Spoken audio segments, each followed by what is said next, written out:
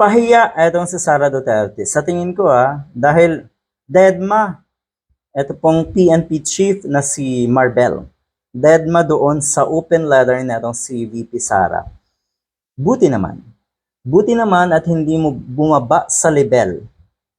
Mas mababa ang level ng isang vice president kesa dito sa ating PNP chief. Buti naman talaga at hindi po kayo bumaba sa level, sa mababang level netong si Sara Duterte. Marami siyempre ang nagbigay ng kanilang reaction doon nga sa open letter nitong si Sara Duterte at hinihintay ng mga kababayan natin kung ano yung maging reaction netong PNP chief. Dead na. Kasi if you are nobody, for them, imantakin mo you are a nobody to the PNP chief, ay talagang hindi ka papansinin yan. Sige nga, parang isang bagay, ang isang tao na wala namang kabuluhan sa atin, we consider nobody, ay ba't natin pag-aaksayan ng oras? Ba't natin papansinin? So ganun po sa tingin ko ang nangyari. You are a nobody, Sara Duterte, para sa PNP chief na si Marbel.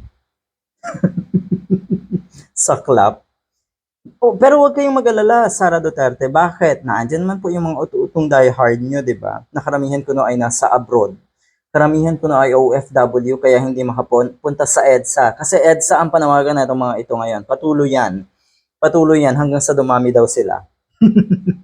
Magsiuwian kayong lahat ng mga OFW na diehard.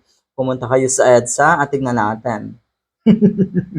kung maiintindihan nyo ang ipinaglalaban na itong mga pasimuno ninyo na sina Maharlika, sina Harry Roque, Glenn Chong at iba pa. Sige nga, tingnan natin kung talaga naiintindihan nyo dahil ang layunin ng mga yan, ang agenda ng mga yan ay kakaiba. Hindi nyo maaarok. Okay, he preferred to focus on the needs of our police and not to answer whatever issues our country is facing right now. Our PNP chief himself appealed to us to do our work or police work and please spare the PNP organization from these political issues and noise. Nga naman, may punto pero sana nga totoo na ganon. Kasi alam niyo naman, history-wise, kahit yung mga PNP chief dati, gusto rin pasukin ang politiko, Ganon naman ang sistema sa ating bansa Pagkatapos na magretiro sa ganitong profesyon, ay di politika na ang papasukin ngayon. So walang chance sa ating bansa yung mga batang politiko, yung mga batang leaders, yung mga dynamic and young leaders sana na mas may potential.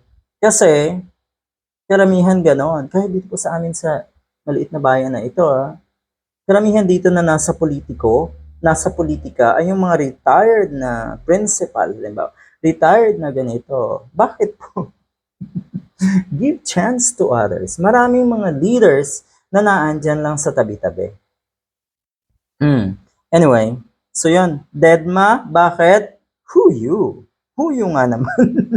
Maraming trabaho ang PNP. At hindi sana talaga o hindi dapat talaga isinasali sa mga usaping pampolitika ang PNP. Yun dapat Sige, tignan natin.